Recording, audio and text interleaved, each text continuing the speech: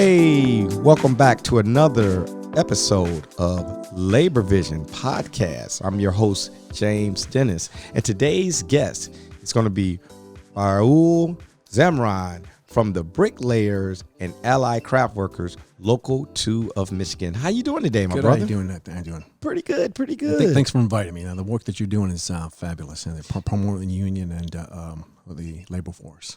Hey, man, thank you. And thank you for the work that you do. You gave me a tour of your facilities, and oh, my goodness, I'm going to tell you something. When it comes to the tile, bricklaying, and caulking, I just saw you do some professional stuff here with these people. They're not playing around. It's like it's a level of quality that's out of this world. And I just got to thank you guys for that. And another thing that I noticed in your facilities is you had all nationalities. Yes. You know, you're very diverse. Correct. Man, I love walking into a facility that's diverse. And don't get me wrong, everybody like to be around, quote unquote, their kind. Right. But man, just the diversity that I saw back there with those guys working. And I mean, they were concentrating. They had the mixture going. They're, doing the bricklaying. And you were showing me the different ways that the brick can lay and how it can tie into the wall behind it, how it can be a double wall and how it can have installation. I mean, it's just a lot of great things that you're doing. You guys are truly professionals. And I got to just say, hey, man, thank you. Thank you. So hey, man, what's your story, my brother? Well, we are the Bricklayers and Allied Craft Workers, like you said. We represent the Bricklayers, tile, terrazzo, restoration, refractory work, which is industrial work, plasters, and cement work. Whoa, plasters? That's correct. It seems like it's a dying trade, but you know what? It's coming back. It's a very skilled trade. Not many people can do it, but we do represent plasters. Wow, wait a minute, man. When I was a kid, and I'm 52 years old, but when I was a teenager, my mother and father had because they lived in a Detroit bungalow, and everybody know what that is, the big room upstairs. When you go upstairs, you got the real big room. And my father had his friend, and this guy, man, he had to be 70 or 80 at that time. He plastered that whole upstairs. Oh, yeah. I remember my father paid him to do that, and even then it was a lost trade because people was coming up in our house looking at that room going, this is not drywall. No, this is plaster. And the quality is excellent quality. I mean, you can just feel the difference when you tap on the wall. Yeah. As a matter of fact, I'm sure you've heard about the train station, how they're redoing the train station. Yes, yes. Well, there's going to be a high demand for qualified plasters. It's mostly going to be masonry work. It's going to be all tile, terrazzo, plasters, bricklaying, caulking, restoration. I mean, it's a massive undertaking. Now, what is terrazzo? Terrazzo is well, I guess you would probably have a tile representative explain a little bit better, but it's cement base. Some like the older buildings when you see looks like marble flooring. Okay. That's just to describe it. I'm saying a lot of people Yeah. are like, what is that? Well, that's just to describe when you go, especially the old churches when you go in. But it has a design in it, correct? That you're correct. And you have to, and you can build a design into this terrazzo, but that's an artwork in itself, it's right? Yes, it's an artwork, and it takes it's skilled and it's tedious work, but it's the longevity behind it is outstanding. Well, it's handcrafted. Yes, it's a handcraft project. So when you put this symbol, and I'm just using the word symbol just in general. If you do a symbol like that, and all the colors and stuff up, you're handcrafting that. Yeah. So instead of it being a sticker or a piece of tile that's got it on there, this is kind of permanent and beautiful, and it can go through the test of time. Correct. So that's it, and you guys still. You got some people that can still do that. That's okay, wow, that's pretty cool. So plaster. Now, how many people do everybody go through the plaster class? No. Okay. Just a handful that based on the need, based on this the demand. Okay. Now, can some of your members come to you and say, "Hey, I want to learn plaster," and can they come back for a refresher course and do plaster? Oh, you mean like cross training? Yes. Yes. Oh man, that's pretty cool. Yeah, we do cross training. Yeah. Wow. I mean, we encourage people to, if they want to do cross train, obviously. Right, But, to whatever trade you go into, learn your trade properly first. I like that. You don't want to be one of the jack of all trades. You want to be good at one trade. Right. And that way, when you're performing your work, you have excellent work. I think so. So that goes back to what I'm always saying is when people talk about union trade folks, the trades as we call it, you guys or we, because I'm a union brother and sister as well, are professional. Yes, we're not a jack of all trades. Right. We go in there. If we're laying that floor, we're laying that floor. Right. That floor is going to be level. It's not going to be no shortcuts or, I can't get this to work. It's no such thing as that because we are artists, craftsmen in our craft. That's correct. Cool. It's just like myself. I'm a bricklayer. I was not a cement finisher. Sure, I can probably do a little cement work. I can do a little tile work, but my trade is a bricklayer, and that's what I concentrated on. That's what I did my whole career. I was an agent right now. I've been an agent for about 2 years, but I was a bricklayer for nearly 24 years. So, 24 years. Yes. And that's why I said when you asked me about the terrazzo, I said, well, I got an idea, but you have to No. But you know what? And I wanted our listeners to hear about that because, a lot of people know what it is, but I just wanted to give them just a light overview of it. And again, it's the artwork. It's it's handcrafted and it's artwork. And when you see it, and honestly, I've actually seen it in some of the older buildings. Yes. Yeah. So, a lot of times people hear the word and they don't know what it is. Well, exactly. I heard that word, and that's why I said that's what I'm trying to describe in a simple, simplistic way. Oh, you did a great job, my brother, and that's the whole purpose of this podcast is to bring light to the great stuff that you do. What else do you have, my brother? Well, I mean, one thing I want to do is I want to obviously promote union. I know most of your listeners are probably union, but what we have to remember is to talk highly about the union. A lot of times, a lot of our members, and I'm sure all the unions are the same way, where they speak negatively about the union to other non-union members or maybe their children or their offspring. Right. And so therefore, the idea of what a union is seems to diminish, which is not a good thing for us. Right. The union, people don't realize what the union has done, and I'm sure most of your listeners do realize it, is that we fight for the working class. And I don't mean just my union. All the unions combined fight for the working class so that we can have a decent wage and a decent way of living and a decent pension. And it's not just about the wages. It's about the whole economy, how the union affects the economy and how it affects your local community. Prior to there being any unions, the standard of living was horrible. You worked 78 hours a week. And there was no pension, there was no benefits, you got hurt in the job, you simply fired, you were replaced, you were no longer an asset. Right. So the union has changed that through the years, and people feel that that was the past, now is now. Well, it's like everything else. If you stop fighting for a cause, you're going to lose it. Right. Good point. Just think about and I've used this analogy quite regularly, where think about a small community that's high crime rate. So the residents get fed up with the crime, and they said, well, let's hire an agency or police force or hire extra cops, whatever the case may be, to help protect the community. Mm-hmm. Well, a couple of years later, the crime goes down, and people are happy. But a couple of years after that, they see that, well, there's that one cop that we hired. He's done the shop. The other guy is walking his dog. The guy's just walking around, driving around. So they get fed up and say, we're just wasting our money. Let's get rid of these cops or these police force or whatever the case may be. Well, once they get rid of them, the first thing that happens is crime comes back. Right. Because they're protected. Well, that's what exactly the union does. Right. The union consistently fights for the rights of the working class. It's just recently we fought to get, they were trying to bring the right to work here, and we were fighting against it. It wasn't like we just sat there. We literally were there trying to fight against that. I remember. I was down there. Yeah. The same thing with prevailing wages. You know what I mean? And it's not. So you know what? Let's hit the brakes there.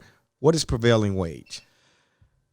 Well, prevailing wage is if it's some government funded, whether it's city or state or federally funded or tax abatement, any kind of investment by a government entity, If it's a prevailing wage, meaning you have to pay a comparable wage to the union wage. Exactly, because So- it protects the union wage. That's correct. So it keeps the standard of wages up. The industry standard. That's- You're that's absolutely. correct, That's correct. you're right. Which, You're right.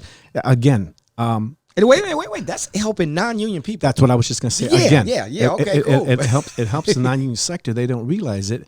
You come up to these guys that are working on these jobs, and say, "Would you like to join the union?" They're, "Oh no, they don't do nothing for me." Well, you're making more wages right now because of the union. Exactly. You collect Social Security. You're going to collect Social Security. You get time and a half after 40. You have anti-discrimination laws, which is very important. Child labor laws. Benefits, the 40-hour work week, 8-hour day.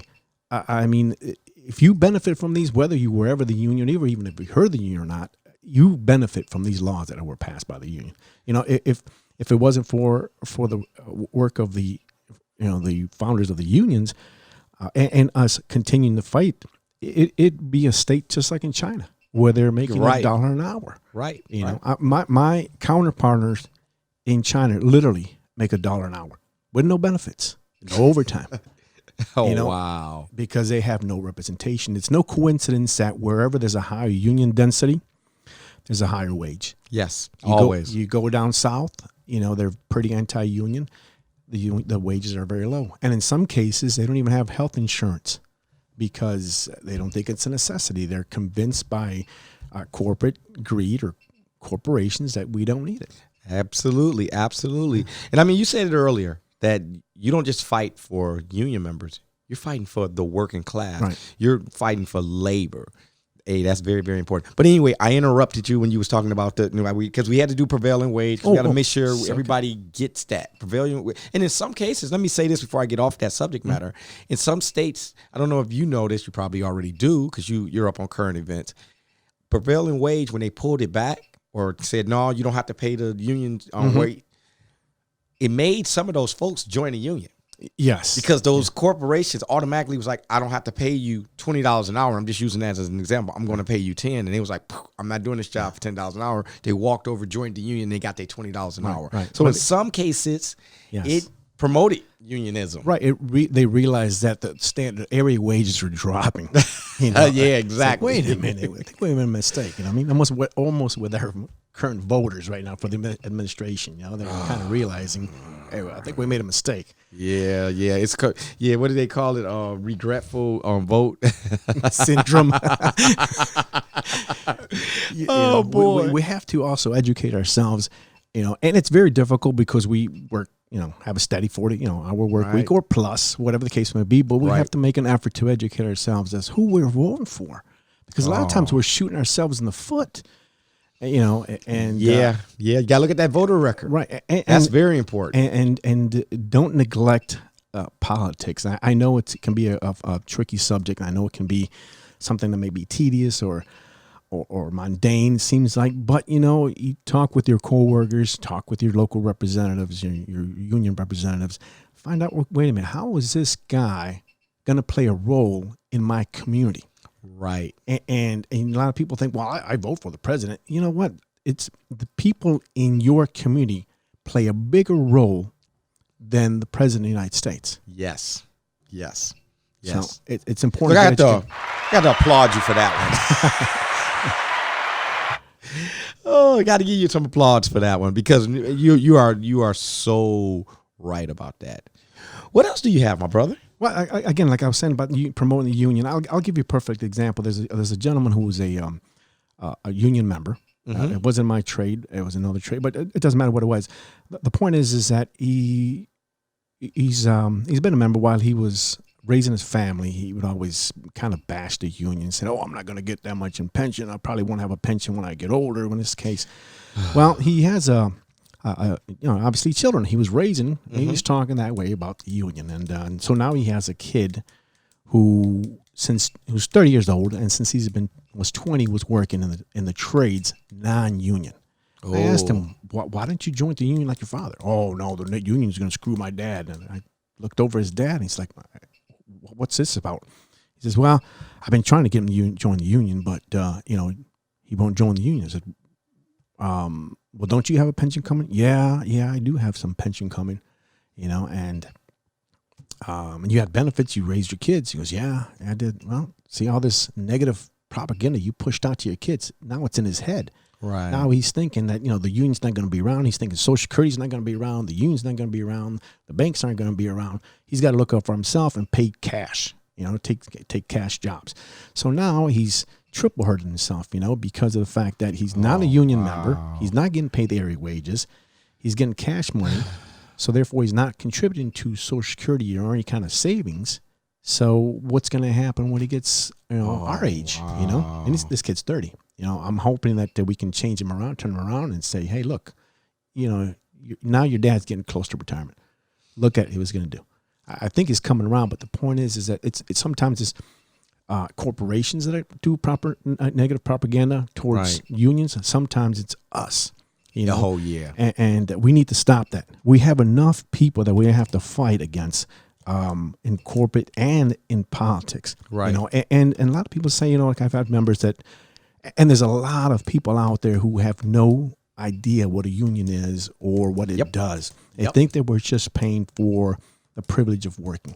You're not paying for the privilege of working. You're paying for representation. We're not a profit organization. Right. All the funds that we collect are generated back to some type of towards the members, one way or another. Right. Whether it's collecting unpaid dues, paying for attorneys, promoting certain candidates that are going to be on our side.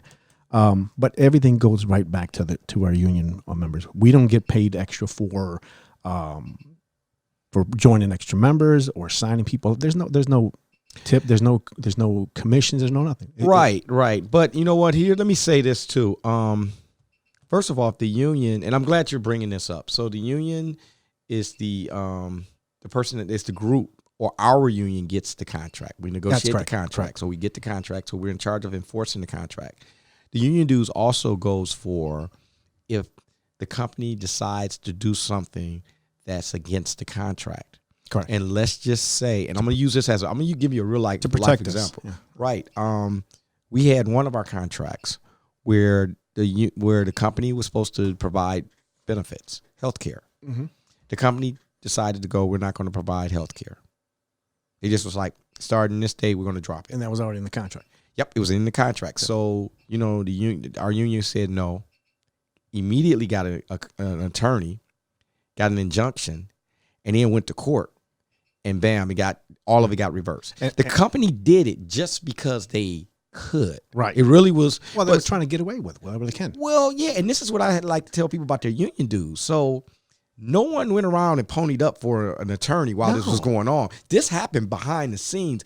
The members never missed a beat in their benefits because the union was like, bam, or our union was bam. They were on it, almost instantly. There's a lot of and it got resolved. Scenes. Exactly. Yeah. And then it goes right back to what you're just saying. People, we hear all the negative stuff. Oh, the union leaders are doing this and they got a house here. That's not. Our union is our union. Exactly. It's about us and a better quality of life for us and our families. And a lot of union members don't realize that too. Like sometimes we target certain jobs that we're going to go non-union or are non-union. We target those jobs and end up getting turned over. Now these members go to work over there with no idea after that was done. So it's a lot of behind the scenes. So they think that, that cop is just sitting around doing nothing or at the donut shop. No, you're not. You're doing something. You know what I mean? I like that analogy you use. That was a pretty good one because that's pretty much like it is. It is. And the thing too, like back again with the promotion is, the negative propaganda is that, so this gentleman asked me, he was non-union. Like I said, a lot of them are not educated on what it is. It's no fault of theirs. Okay. It's our job, not only as me as a representative, it's our job as union members, us, to promote and to push this agenda because it affects us all. It's not like, well, I got mine. I'm got my benefits. Hey, you know what? We all have kids. You want this to continue? You're gonna have to fight for it. Right. Right. And so this gentleman asked me, why my boss keeps talking negative about the union? Why should I join the union? I mean, he was already kind of wanting to join, but he just had no idea. So I said, well, let me give you an analogy. Corporations, large corporations, like say, I don't know if I can legally do this, but like say corporations like Walmart or Amazon, they don't, especially Walmart, they don't pay a fair wage, first of all. Right. And they exploit their workers. Okay. But that's their job. Their job is to make profits. Right. They really, I mean, everybody fail to kind of realize that their job is to say, let me look at this corporation, let me look at this company and what I'm paying everybody. How can I get the most profit? Right. So, yes. And that's what they try to do. So they're very, very, very anti-union.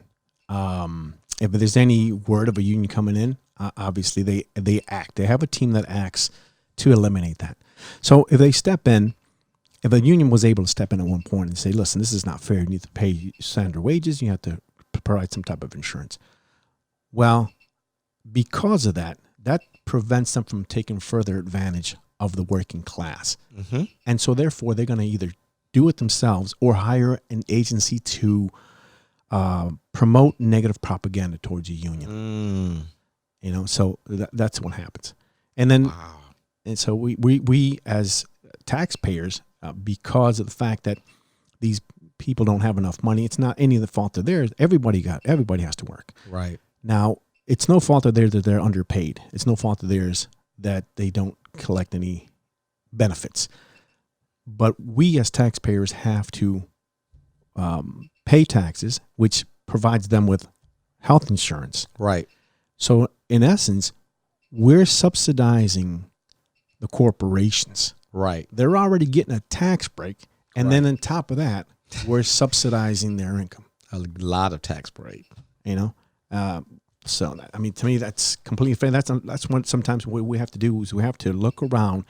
Instead of just seeing one perspective, you need to turn around, look all around you and see how does this one situation affect the community, not just me. Right. It's just like the one individual that goes to work at that non-union job making, and he's thinking he's making more money than he would if he was working union because he's getting paid cash.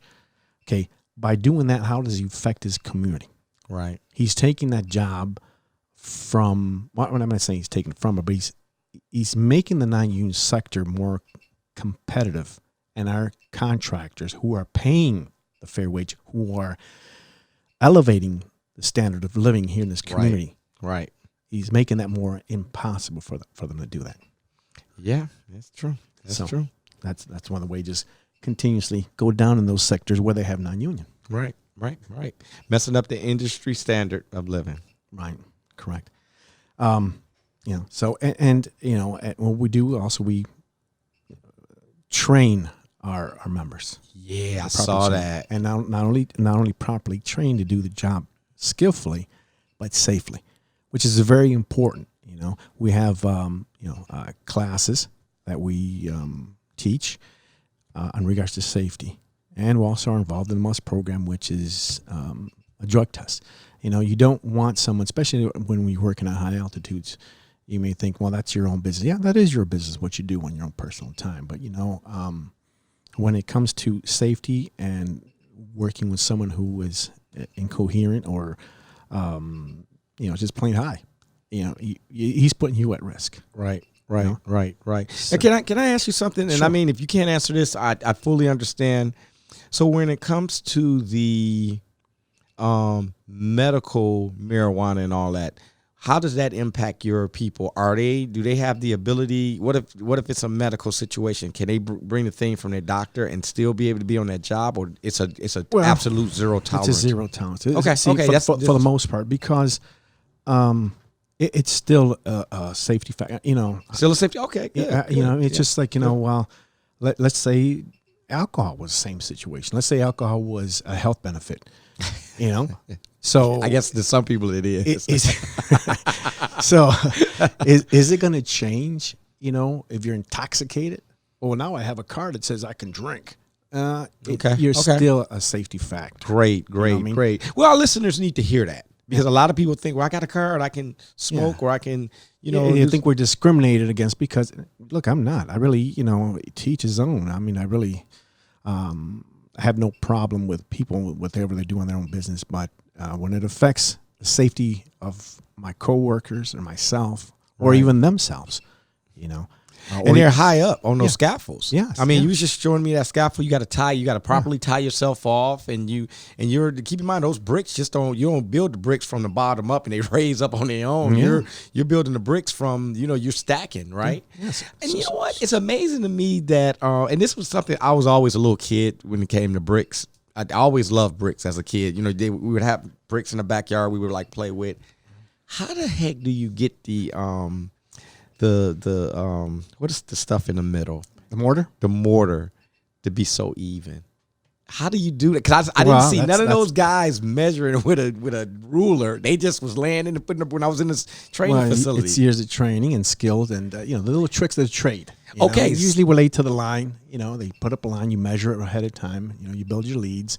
And you go off your leads you build your that shows the professionalism right there, because literally as just a regular old guy, I'm looking, I don't understand how they're putting that, they're not throwing it, they're laying it down, putting that brick, and that old boy is to a science almost perfect, and they're doing it by eye, so to speak. And I found that to be thrilling. That shows a professional person, a level of skill. Yeah, absolutely. And back to the safety. I'm sorry, I keep going back. No. Go back to safety. So again, like you were saying, not only does it affect your coworkers, but it affects anybody who's near a construction site. So it's not just the construction workers. It could be it's not just for instance, it was for bricklaying. It's not going to just affect me and my bricklayers coworkers. It can affect another trade. It could affect someone, innocent bystanders walking by. So let's say you're in a tall building and, you're either intoxicated or you're high and you're stuttering along and you have a brick. Now, the brick can weigh 5 to 15 pounds, depending on what kind of brick. That falls down from a high altitude. That'll kill someone easily. You don't want, you want someone up there who is competent and is not, they can't make a proper judgment because of their standards. Right. So, that's very important. Yeah, I didn't even think about somebody dropping a brick being high. And it doesn't have to be a brick. It could be anything. It could be a wrench. It could be a welder. A welding rod. It's not very heavy, but that's dropping down off a high altitude. Right. Causing a lot of damage. Exactly. Oh, just dropping a brick from the waist down on your foot, you screaming. Yeah. But that's cool. Yeah. What else we got, my brother? Well, like I said, it's the union also affects the economy, which people don't realize how we affect the economy. We increase the standard of living, which increase the wages in our community. Right. Okay. We are the middle class. So we generate all the funds that are distributed among the community. Right. If a wealthy man, and I'm not saying all wealthy men, I'm not going to be prejudge anybody, but for the most part, if we're a wealthy person, and I should say a man, but it could be a woman, a real wealthy person that makes, multi-million dollars or even $1 billion, most of the time, what they're going to do, they're going to either reinvest their money so they can make more money.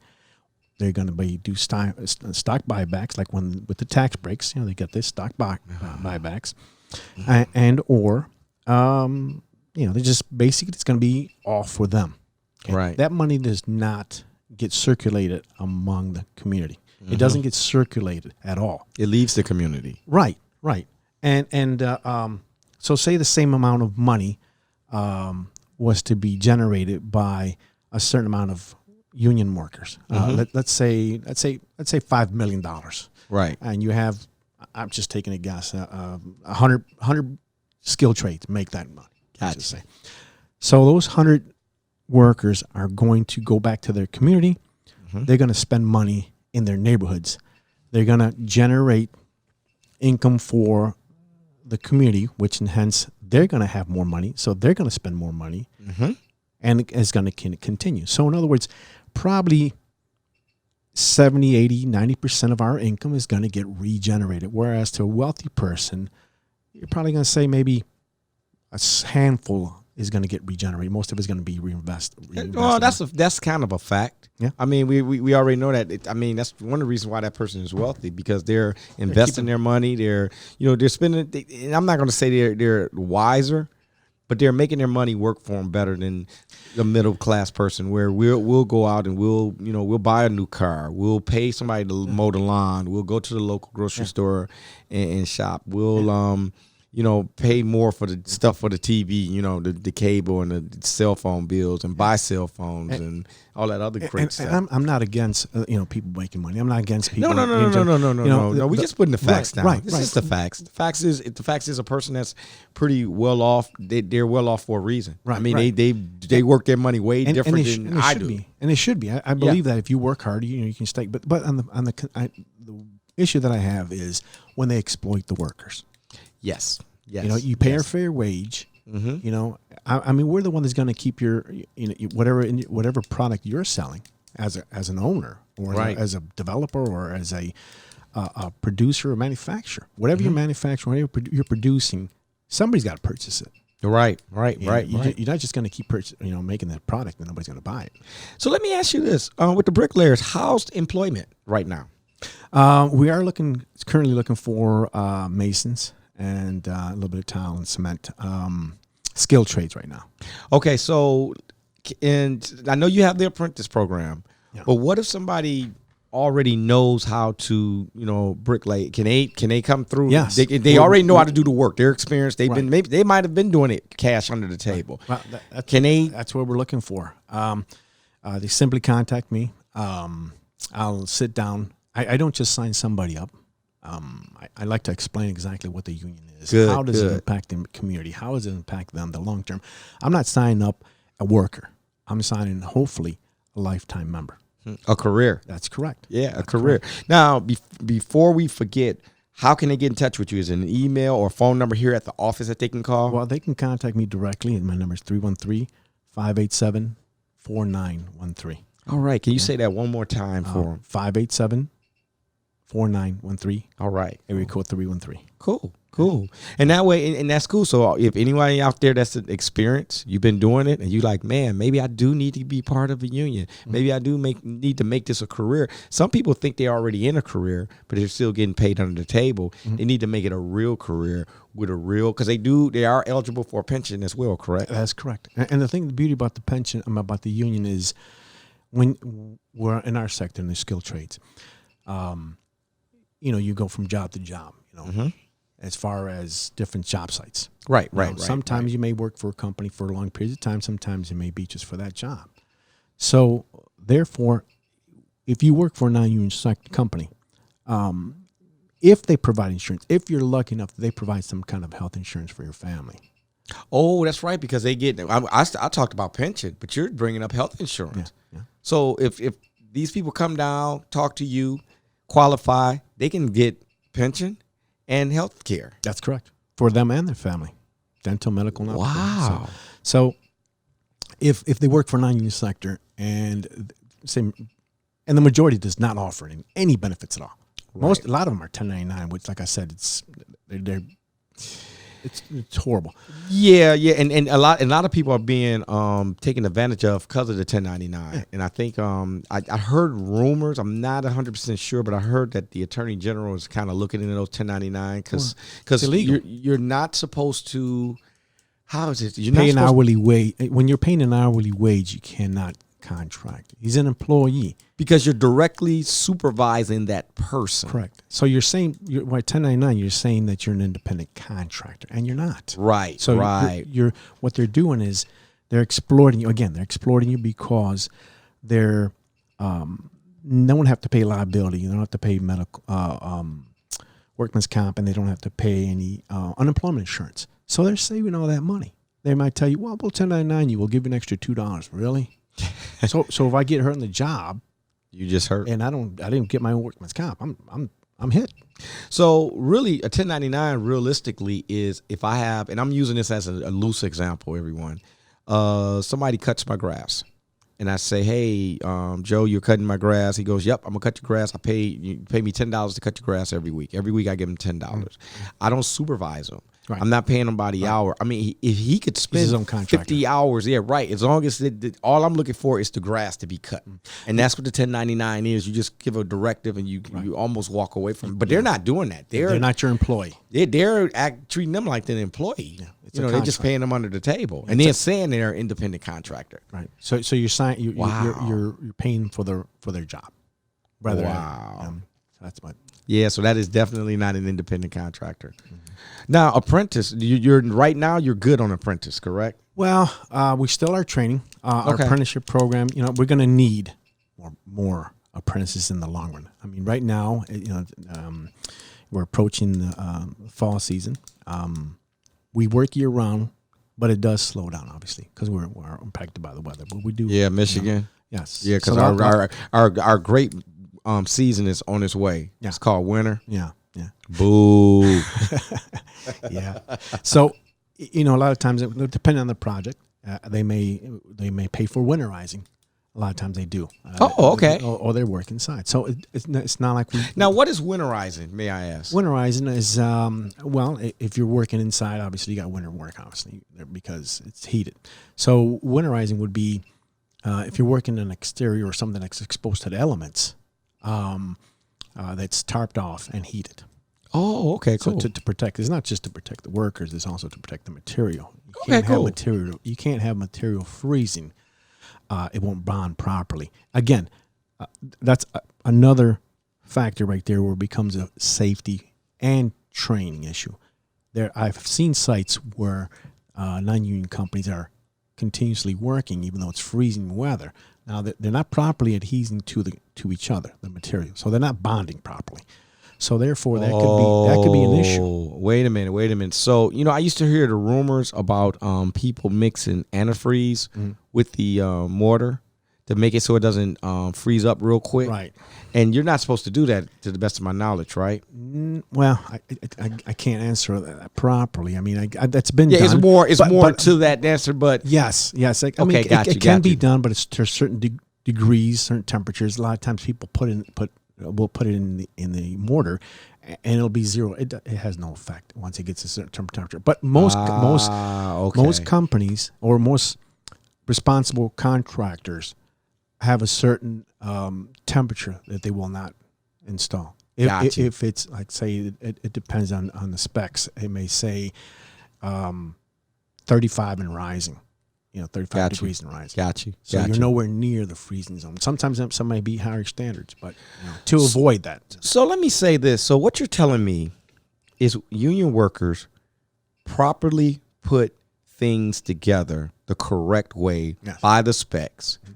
So if I enter a building that's done by a union worker, it's a great chance that building will not just collapse because it was correct. Done. And people, we have to think about that because if some of these buildings are being put up by hatchmen, so to speak, that's cutting corners, possibly using antifreeze, possibly using other different mortar, or not properly tying or reinforcing it properly. Right. When you go in that building, it could possibly fall down and kill you and your family. Mm-hmm. So, and if you know that that building is union built, that's kind of a stamp of approval that you're walking in a good building, period, because we have a standard. Correct. All the skilled trades have an apprenticeship program that's registered with the Department of Labor. It depends on the trade. It can be anywhere between 3 to 5 years. Yeah, well, that's 5 years. I got to say is minimum to get the proper training. Would you say? I mean, before you become a journeyman. Journeyman, yes. I was trying to think of the word. You took it right out. So you have to have so many hours worth, so much time put into your skill trade before you can consider that you're a professional. And that's what you all do. You horn the skills of folks because it says iron sharpens iron, and you're that iron that's sharpening those workers to be the best and do the best and have that quality of work that's unsurpassed. Correct. Wow, that's pretty cool, man. That is really, really pretty cool.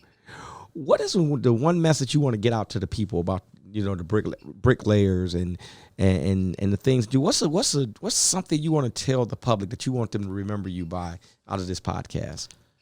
Well, the one thing that I personally want people to remember is to promote union. Okay. Okay. Which is what I was saying earlier. That's the number one thing, is to teach others what it is, even if they're never going to be in a union. For instance, a lot of times in the high schools, I will go to the high schools and I'll teach. I'll try to promote the bricklayers, trying to get them to join our trade. Let's be realistic. Not everybody's going to become a bricklayer. Not everybody's going to become a tile, terrazzo, or cement. Not everybody's going to come to skilled trades. Most are not. So you want to have an idea not only of what we do in our training and how professional we try to be, but also what the union does, how it affects you. Even if you go into a professional corporate job, it's still going to affect you because the laws that we implemented affect you as a worker, and it's going to protect you. So one of the things that I've learned, and I went to a United Steelworkers Safety Conference last week, and one of the things that I learned was the guys were sitting there, and I'm sitting there because they were talking about refineries in the one workshop I was in, and they were talking about the chemicals and how the chemicals mix and how the chemicals mixed with the metals that, it flows through the piping. And it was amazing to me that if you sat there with these group of people or folks, I like to say folks, I think that's a real good word, with these folks, and it was almost as if I sat in a room with a bunch of scientists. I couldn't believe the level of knowledge and the level of how they knew what a chemical does. If we mix those two chemicals together, then they get with this and a higher chlorophyll. Chemical compounds. All of that, dude. It was like I was sitting with scientists, and these are people. I actually had workers. I had to ask the one guy. I was like, dude, what's the highest education level? And I wasn't trying to be funny here. No. He was like, dude, high school. I went through the apprentice program with steel workers. It's like you guys aren't turning out just workers. You guys are turning out professionals, right. Almost like professionals. Yeah. I mean, this is no joke. Again, that goes in play where not only the training but the safety aspect. Because if you're working in that field and you don't know the chemical compositions or what they do, what kind of reactions you'll have to it, it'll put you in danger. Exactly, and that's the goal of unions. It's not just about higher wages, which is the number one thing, because that's everybody wants money, but really it's deeper than that, dude. Right. We talking about these guys sounded like scientists. Right. They sounded like they went to school for 10 years for chemical biology, right? It's like, dude, you guys just got a high school education, but yet you're on another knowledge level. Right. And that's what you guys are pushing out when they're doing this bricklaying. The tile is, everybody think they can lay tile. Tile is not as easy as what it seems, and it's got to be laid properly and grouted properly and all of that stuff. If it's not done properly, you can have mold behind there and it cause you respiratory problems. So, and there you go. And wow, man, this just takes. That's what I'm saying. What you need to look at things is how it affects you as a whole. Not just level. Hey, look, I paid this guy. He just started doing it last year, and I paid him $12 an hour to do it. Man, that's cheap. Yeah. Wait till it starts falling apart. Wait till it starts creating mold behind her. It's going to cause your family to have issues. Which is you were telling me when we were leaving the training facility about the caulking. The caulking is very important because you want to keep that moistness out. Correct. Talking about that, and I never even thought about that. I mean, you guys are thinking about stuff that the average person, we're not thinking about all of that when we talk about putting tile in and brickwork in and the stuff that you all do. The only thing people really think about is, oh man, they're dirty. They're doing dirty work. No, they're doing art. Mm-hmm. That is a work of art they're doing. Right. If you think about it, even a painter, somebody that's painting a portrait, they're going to occasionally spill paint on their pants, and they're going to not come in there nice and clean. They're going to go in there and do what they got to do. And you leave there, you're just going to look at that artwork and go, oh my goodness, that is beautiful. Right. And that's what you guys do. And that's what I saw in that training center, man. Right. I saw guys sitting there. I mean, they were laying that brick, laying that tile, doing that caulking. It was done to perfection. And real talk, at the end of the day, everybody wants the work that they hire somebody to do to be on a professional level. Correct. And you guys do that. Bricklayers and Allied Craft Workers, Local 2 of Michigan. Hey, Raul, will you come back to the podcast and do so? And probably let's get if you're willing to put up with me, No, you're you're good. You're good. And maybe we might even bring some of the apprentices on so they can talk about the value that they find into that. Because like I said, our listeners need to know labor in the community is one. And what you're bringing to the table, you're bringing a whole nother level of quality to our quality of standard of living. And opportunity as well. I mean, definitely opportunity. I grew up in Southwest Detroit, and at the time there wasn't a whole lot of opportunity for kids in the city. I just happened to get lucky. I was in my mid-20s, and I happened to walk behind a building, and it happened to be the training center, and I applied. But most people don't get that opportunity. But you're putting it out there today, man. Right. You're putting it out there. Give me your number one last time, then we're going to get out of here. All right. I appreciate it. It's 313-587-4913. Again, my name is Raul Zamaran. All right. Hey, y'all, thanks a lot. We really appreciate this. And thanks for listening to another episode of LaborVision. Join us next time. Take care. Have a good one.